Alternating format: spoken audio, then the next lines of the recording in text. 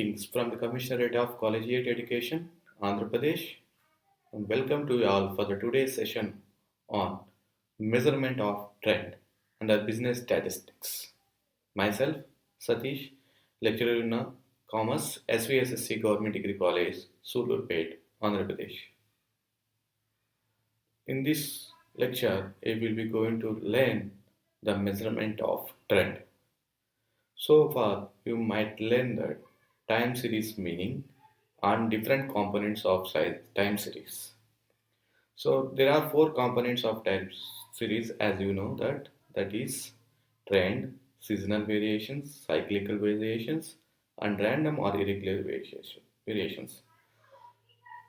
And you might aware that trend and up and a trend there are two poles, that is uptrend and downtrend, and seasonal variations and cyclical, how you will be impact to the time series. So in this lecture, you will be going to learn on the meaning of trend and the methodology for build up the trend, either uptrend or downtrend, and that is one method called as graphic method, semi-average method, a method of moving average, and finally we will be going to learn method of least squares. Meaning of trend. As you know that the time series shows either uptrend or downward trend over the several years, and there are several factors for contributing to whether the data is uptrend or downtrend. The trend may be occur due to the changes of factors contributing the data. For example, if you take the population data, so overall the population increases over the period of time, that is upward trend, and prices of commodity during the different seasons, it may increases or decreases over the period of time.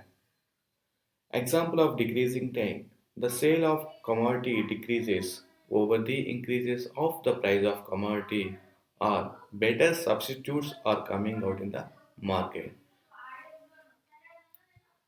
Measurement of trend. In time series analysis, trend can be measured with the following methods. That is one, graphic method, semi-average method, method of moving average, and finally method of least way. Come to the graphic method. Under graphical method, the time series observations plotted on the graphical area that are based on the graph, the analyst will take the decisions. It represents the general tendency of the series. Any data if you take under the time series, first analyst can plot those data in graphical area. So basically you can look at whether that data, how the data is, either uptrend or downtrend or different random variations. By seeing the graph, you can able to interpret basically. This method eliminates the short-term variations to show the basic tendency of the data. The trend line drawn through the graphic method can be extended further to predict the or estimate the values of the future time period. You can look it here under graphic method uptrend. The sales of the sales on different years. If you look at the from 2002 2020, the data of the sales is like to upward trend. From 0 to it increases almost 1800 till 2020.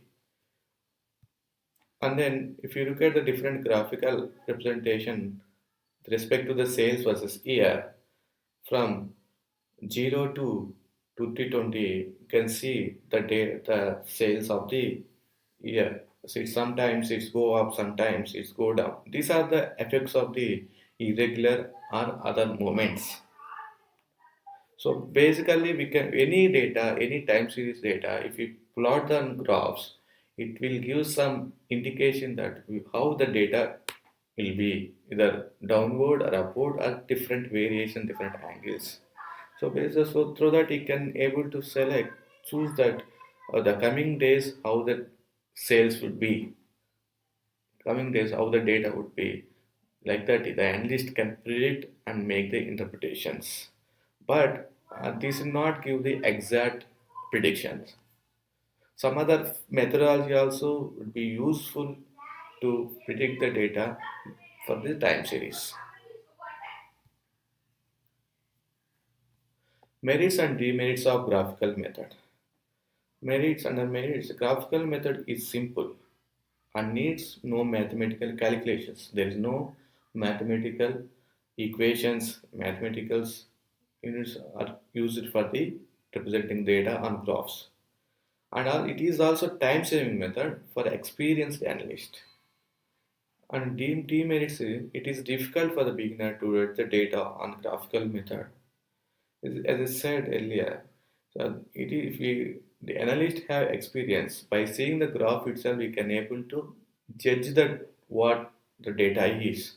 But the juniors like inexperienced fellow, it will take time for the understanding the graph system.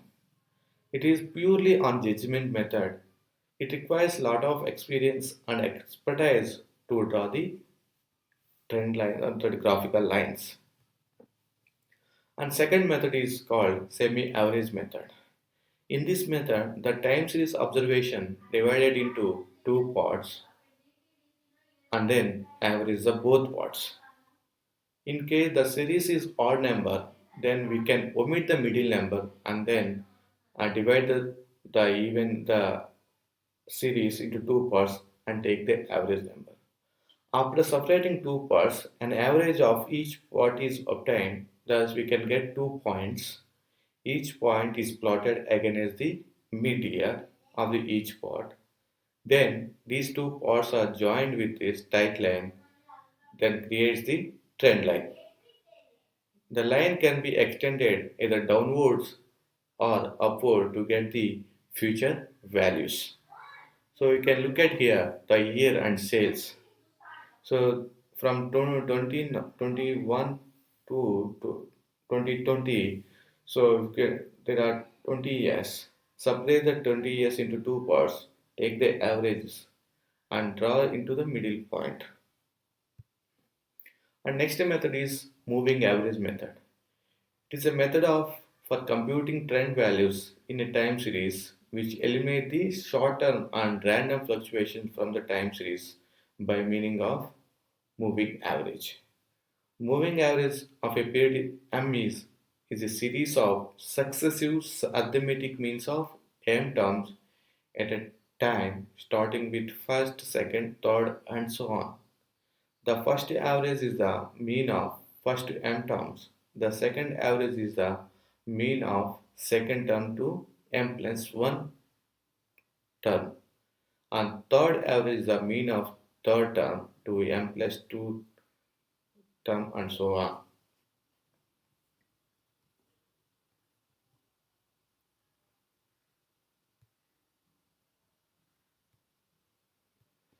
And if m is odd, then the moving average is placed against the mid value of the time interval is converted. If the m is even number, the moving average lies between the two middle periods, which does not correspond to any time period.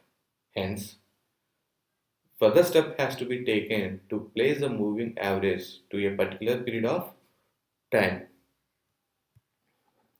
Advantages of moving average. This method is simple to understand and easy to execute. It has the flexibility in application in the sense of that if we add the data for a few more time periods to the original data, the previous calculations are not affected and we get a few more trend values. It gives a correct picture of the long term trend if the trend is linear. If the period of moving average coincides with the period of oscillation, that is cycle, the period fluctuations are eliminated. And disadvantage of moving average. For a moving average of 2m plus 1, one does not get trend values of the first m and last m periods. If the trend is not linear, the trend values calculated through moving average may not show the true tendency of the data. The choice of the paid is sometimes left to the human judgment and hence may carry the effect of human bias also. Method of least square method, the final method of measuring the trend. This method is mostly used in practice. It is mathematical method and which with its help a trend line is fitted to the data in such a manner that the following two conditions are satisfied. The first condition is summation y minus yc equal to 0. That is, sum of the deviations of the actual values of y and the computed values of y is must be 0. And second condition is summation y minus y whole square is least, that is, sum of the squares of the deviations of the actual values and the computed values is least. The line obtained by this method is called as the line of best fit method. This method of least squares may be used either to fit a single line trend or parabolic trend.